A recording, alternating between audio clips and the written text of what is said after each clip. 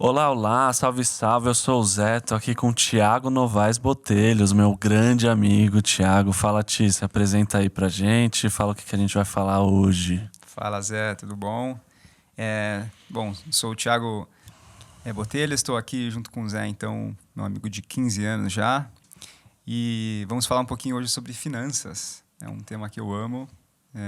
Não à toa me tornei planejador financeiro pessoal e familiar.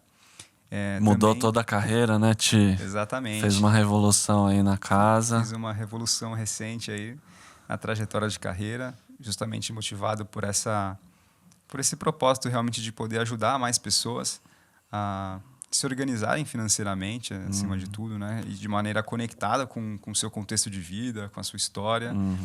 E é assim que eu tenho feito aí. É isso aí, engenheiro de formação, daí foi se interessando nessa parte das finanças e hoje trabalha já há um tempinho aí como é, conselheiro, como que você chama essa sua profissão? Eu chamo de planejador Ah, é financeiro. planejador A financeiro. gente, enfim, tem muita gente que acaba comentando ser consultor, conselheiro, coach financeiro, Aham, psicólogo, eu já ouvi de tudo, mas basicamente o nome oficial mesmo é planejador financeiro, né? É aham. uma profissão relativamente nova, mas que de alguma forma tem se tornado mais conhecido cada vez mais aí das pessoas. Legal. Então hoje a gente vai falar um pouco sobre essa questão do dinheiro e tabu, né? Tabu é aquilo que tá lá, que é presente na nossa sociedade, na cultura, mas que a gente não fala muito. É meio que assume que a pessoa ganha algum dinheiro. Por exemplo, eu sei que meu amigo trabalha com tal coisa, então eu assumo que ele ganha tanto, mas eu não falo sobre isso, né? É algo que a gente assume, mas não fala, não conversa. Só que, e hoje está bem comum falar isso, assim, a Bíblia fala muito sobre dinheiro. Sim. E faz a gente pensar, poxa, é, se a Bíblia fala tanto, então existe alguma coisa aí que a gente tem que conversar sobre isso, né? Sobre, né, para ser cristão, a gente tem que estar um pouco mais aberto, quebrar um pouco esse tabu, né? E você estava falando até sobre algumas estatísticas, assim, né? Que você deu em alguns livros sobre é, o quanto a Bíblia fala sobre dinheiro, né? Você tem Sim, aí, você eu vê. tava dando uma pesquisada justamente para estudar realmente a fundo, né? O que de fato a Bíblia tem a nos ensinar sobre esse tema, né? Um tema tão relevante, né? Então, quando a gente pega para analisar, a gente consegue enxergar mais de 2.000 versículos, né? Relacionados a dinheiro, relacionado a posses. E muito do que Jesus fala é relacionado a dinheiro. Na Pelo menos verdade, ele usa, né, o dinheiro como exatamente. uma metáfora ali, alguma coisa nas parábolas, ou mesmo falando diretamente sobre dinheiro, né? Exatamente, sobre a nossa relação com o dinheiro, sobre a nossa relação com as posses que a gente tem, sobre como a gente tem que, enfim, não só se organizar, mas realmente como que é a nossa conexão de coração com esse comportamento financeiro, digamos assim, né? Então, é algo que a gente pode realmente aprender muito aí com a Bíblia. Certo. E a gente até vamos ler um trecho aqui de Lucas 3 que é sobre João Batista, é um pouco antes de Jesus, e até Legal. curioso pensar, porque é justamente João Batista está preparando o caminho para Jesus, né? Esse é o propósito de João Batista nas Escrituras. Falar, ó, eu só estou nivelando o caminho para quando chegar em Jesus vocês estarem mais preparados. Daí o pessoal que ia até ele, né? E a gente vai ler aqui, eu vou ler aqui para a gente, ó, Legal. de Lucas 3. Do versículo 7 até o 14, eu vou ler aqui. Fala assim, ó. João dizia às multidões que saíam para ser batizadas por ele: Raça de víboras, quem lhes deu a ideia de fugir da ira que se aproxima? Deem frutos que mostrem o arrependimento. E não comecem a dizer a si mesmos: Abraão é nosso pai, pois eu lhes digo que destas pedras Deus pode fazer surgir filhos a Abraão.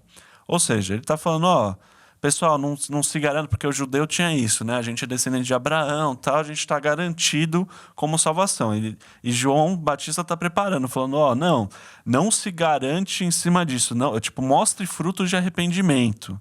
E pegando pesado, falando raça de víboras, ou seja, quem vocês acham que vocês são, né?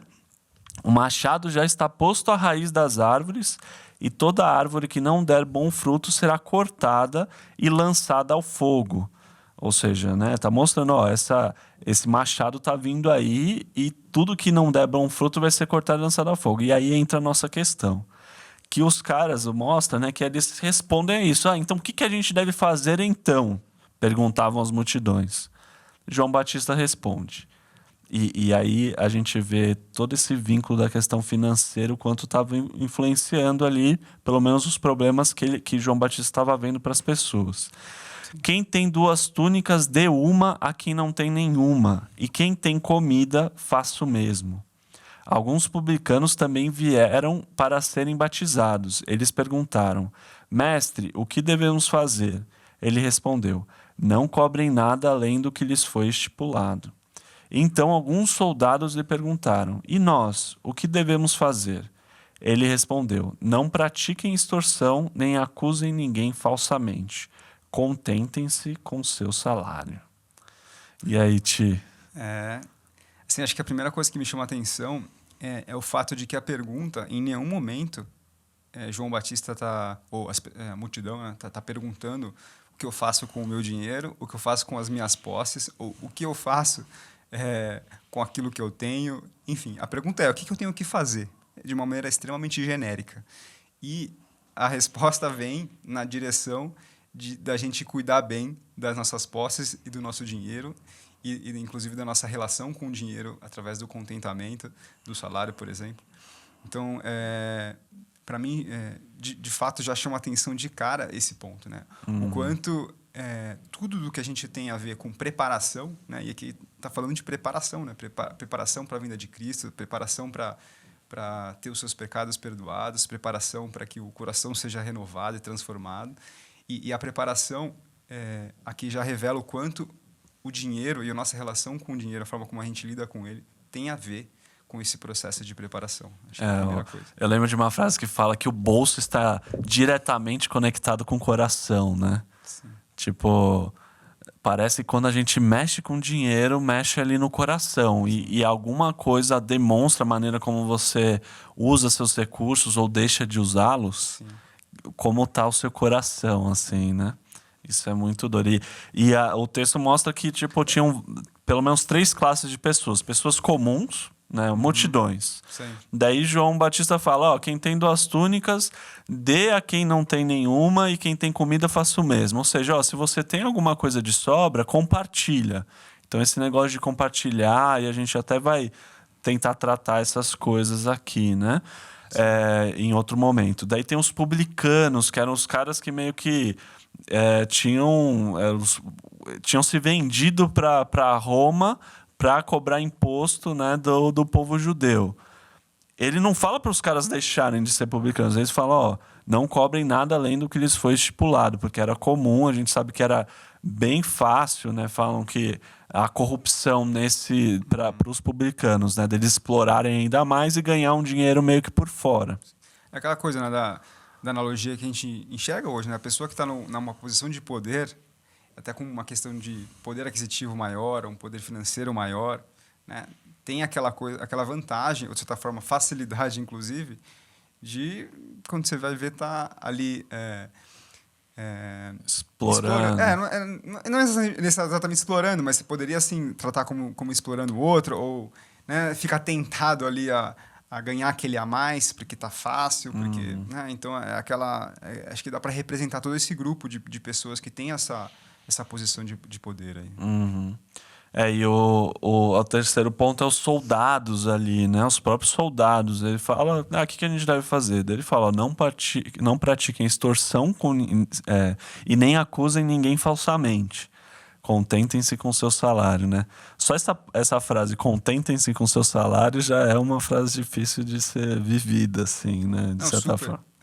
Super complexo, porque você vai tomar várias questões que envolvem a questão salarial, e aí você pode pegar em qualquer profissão, né? Mas a verdade o convite que existe é esse, independente da situação, independente do contexto, independente daquilo que de fato foi colocado para você. A ideia é que a gente, de alguma forma, se conecte com essa ideia de contentamento, né? Acho que é uma das coisas mais valiosas que a gente pode ter e semear, digamos assim, né, no nosso coração. Acho que contentamento com o que a gente já tem.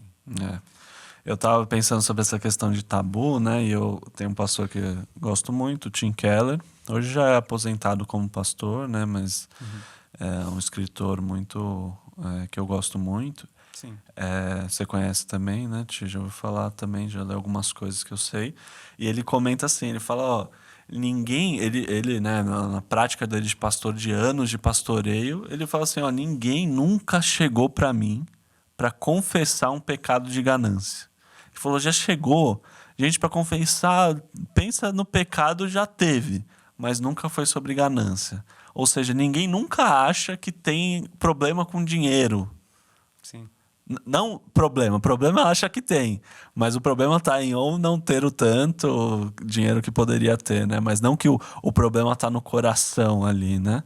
O que você vê assim, tipo, lidando com as famílias, com as pessoas, ou, né, ensinando sobre isso, que eu já sei que você ensinou, discutiu, né, estudo bíblico sobre esse tema, né? O que você vê sobre essa questão?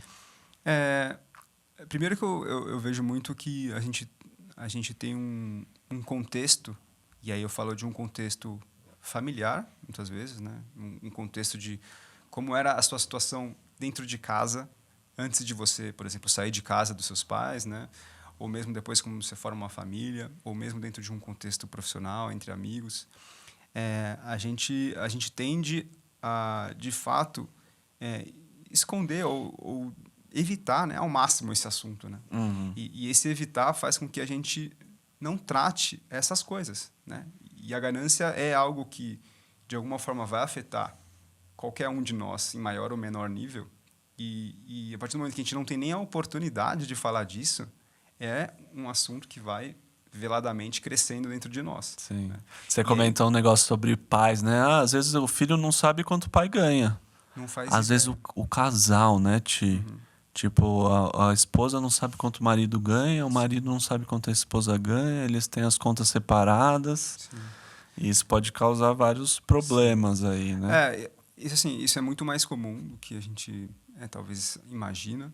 Talvez a pessoa que tá vendo, ouvindo a gente fala, nossa, eu sou assim, e tipo, e aí, né? Sim, assim, de fato essa é a realidade, né? O que a gente precisa entender é que a gente precisa lidar de frente com ela.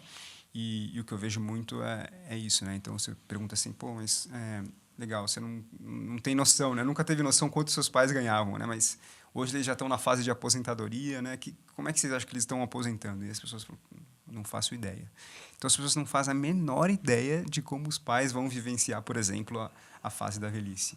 E o quanto isso também impacta a sua própria vida, né? Porque no fim do dia, se a fase de maioridade, né, dos pais já não conseguem, de alguma forma, bancar ali os seus custos de vida, aquilo, em algum momento, também pode sobrecarregar ou cair sobre os filhos, de alguma forma.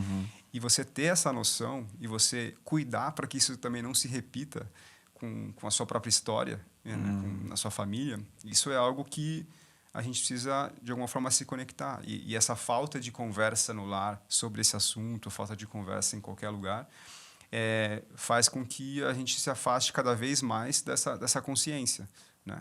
E inclusive da consciência da ganância, igual você estava falando, né? Uma coisa que eu vejo muito também né,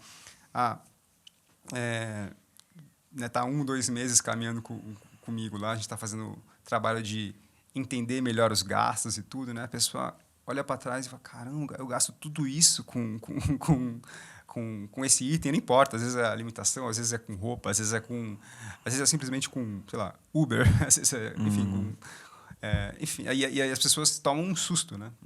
E esse susto é uma das coisas mais importantes do processo, porque faz com que a gente comece a partir do conhecimento, né? A partir daquilo que a gente sabe que está acontecendo, possa ter a chance de tentar ajustar, né? E é isso, acho que é bem por aí os pontos. E a gente vê, né, que se João Batista ali está tentando tratar algumas áreas de dinheiro para a pessoa lidar melhor com a fé dela, né? Então é um negócio que está vinculado, assim, a gente às vezes, por ser tabu na nossa cultura no geral, já é complicado.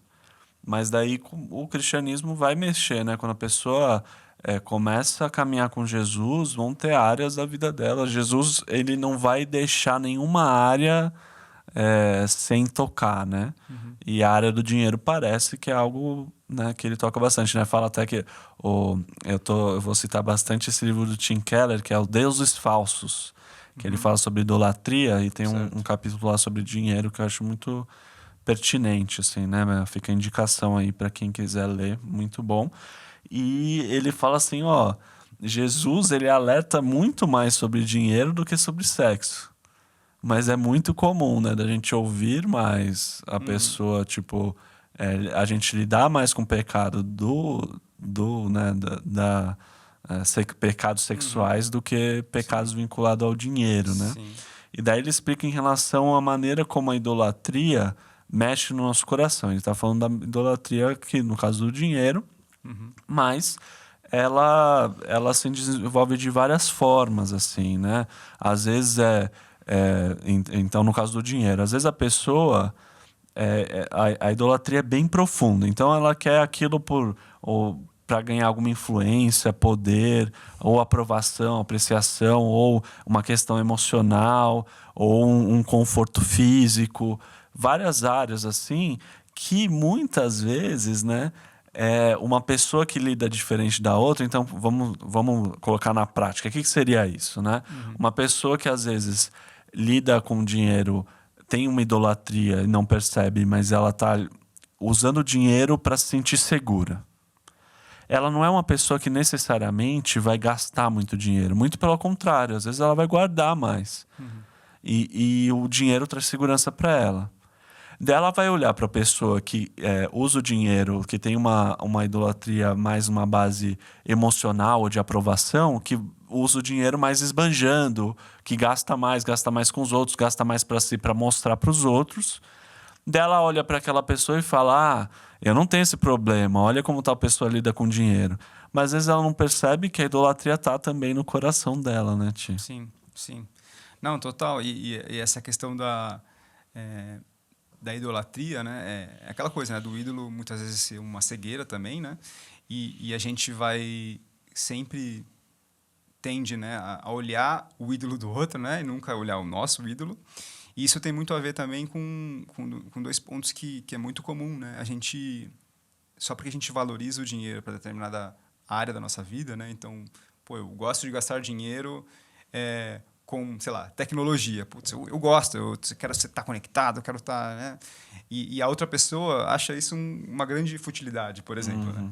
Então, e aí fica aquele pé de guerra instalado, né? Então, um acha que aquilo lá não faz sentido, o outro acha que faz sentido, mas na verdade que a gente precisa estar sensível ao fato de que o outro muitas vezes valoriza coisas diferentes da gente. E também está tudo bem. O que a gente precisa também é justamente entender qual que é essa fronteira de que, putz, agora eu já estou passando dos limites no sentido de que isso aqui já está de fato virando algo que não é saudável. Sim. Né? E essa fronteira não necessariamente é sempre clara, né? Mas esse ponto dos ídolos é algo que a gente precisa o tempo todo estar resgatando e estar atento, porque a facilidade com que a gente tem de transformar alguma coisa material em um ídolo é muito grande, porque, de certa forma, muitas vezes é o nosso conforto, né? É aquela coisa que nos traz tranquilidade, né? Sim. Seja ela um conforto de algum aparato confortável para nossa casa, alguma coisa da última tecnologia, ou mesmo uma comida, ou mesmo alguma coisa que faz com que a gente se sinta melhor, né? A gente está o tempo todo atrás dessas coisas. Né?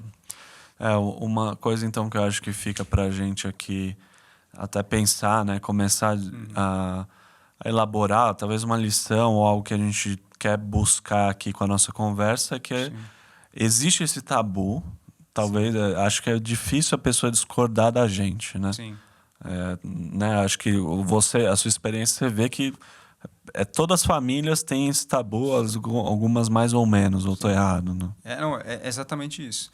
E aí você percebe que quando você melhora um pouquinho, eu não estou falando aqui de conversar todos os dias e abrir uma planilha mega detalhada com todos os itens, eu não estou falando disso, estou falando de simplesmente perguntar para o outro, né? Coisa simples, do tipo, tá, mas o que você acha mais importante para a nossa casa hoje? Né? E isso faz com que o dinheiro também sirva a essas coisas mais importantes. Uhum. Quando você passa um degrauzinho, você já vê benefícios enormes. Certo. Então, a partir do momento que a gente começa a evoluir um pouco nessa conversa e diminuir esse tabu, isso vai começando a tomar proporções muito positivas dentro do lar, né? Do ponto de vista de relacionamento, do ponto de vista de estresse, do ponto de vista de conflito mesmo, né? Até mesmo de você suspeitar do outro, enfim, coisas desse tipo.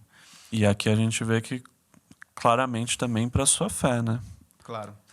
A maneira como você lida com dinheiro, acho que é algo que você tem que... Se você não pensou nisso até hoje, Sim.